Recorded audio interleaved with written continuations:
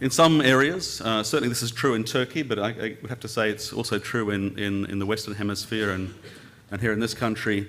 People look at the movement and say, well, it's an Islamic movement. It must be up to something, and it must have some ulterior motive, some intention, and that causes suspicion. The old urban elites feel uncomfortable with recent arrivals from Anatolian villages, and they feel uncomfortable with their culture, their tradition, and certainly their religiosity, and they regard it in some way not only as inferior but even as threatening. And hence there are all these accusations made about movements like the Gulen movement that channels this traditional village religiosity. And it's certainly not an Islamist movement. It's unique. It's unquestionably, in my opinion, a progressive movement. It looks to the future with optimism and hope, even though it draws at the same time on the traditions of the past.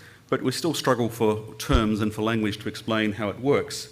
One aspect has to do with financing, as Helen Iba observed in her recent book. People are often asking the question, well, where does the money come from? Or to use an old Anatolian sort of image, where does the water for this mill come from? You know, what's driving it? Where's it flowing from?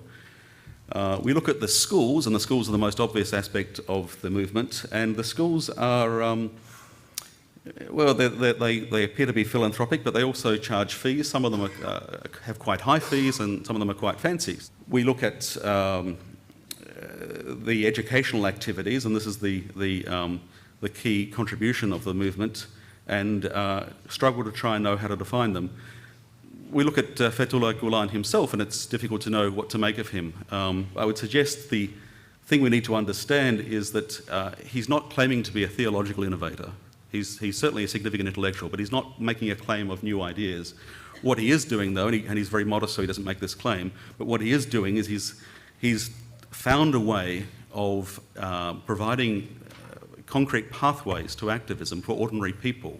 I think, this is the thrust of my paper, something that might help us in this regard is to understand the Gülen movement in the language that the Grameen Bank founder Muhammad Yunus uses. He speaks of, he's been described as a social entrepreneur, but he says, look, I would rather describe what I'm doing as social business.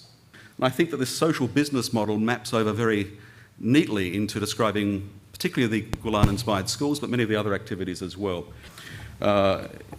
I'm not suggesting that the social business model by any means fully accounts for how the Gülen movement works. I mean, we're discussing at this conference the religious ideas and inspiration and spiritual values. Those things are very important, and I fully agree with that discussion. I'm just suggesting that when it comes to the day-to-day functioning, we can see something from this model.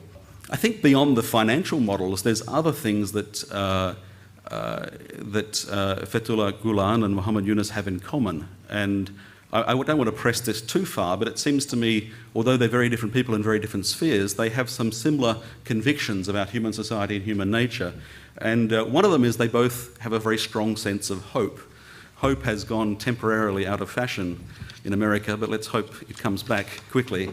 I mentioned that the particular genius of Fethullah Gülen is providing this immediate pathway to engage a plumbing supply owner in rural Turkey with building of schools in Africa.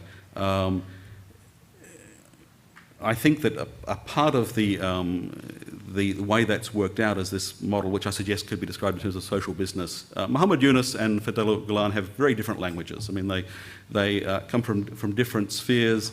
Yunus is a professional economist, a professor of economics turned accidental banker.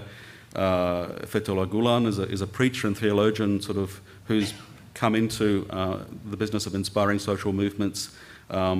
So obviously Yunus speaks in the language of economics and business. It's very secular. Fethullah Gülen is much more inclined to speak in the language of spirituality. But despite that very significant difference, there's some surprising parallels. Yunus is working closely with very poor rural people, and Fethullah Gülen is mostly reaching out to people who are urban-based and educated, and reaching out in a way that involves spiritual terms and language. I don't think that Muhammad Yunus and Gülen have ever met, and I suspect they don't know much about each other. I don't doubt that Fethullah Gülen is well aware of the Grameen Bank story, but it's unlikely they've ever exchanged any contact. And yet it's interesting that coming from very different perspectives, they've arrived at I think, a common point in the way that we address the needs of society. We want to understand the business dynamics of how many of the Gulen Movement enterprises, so-called Hizmet enterprises, work. We could look at the model of Nobel Prize winner Muhammad Yunus, founder of Grameen Bank in Bangladesh, who suggests we start businesses deliberately to meet social needs, not to make money. These are not-for-profit businesses, but we try and do our social engagement work in a self-sustaining fashion. So that the businesses will pay for themselves and we can keep on expanding. And I think with the Hizmet schools we see something that's strikingly similar. That the reason that there are fees and the reason that costs are paid is because this is not simply charity. There's so much need in the world that needs to be met that if we just take a charitable approach we'll soon run out of money.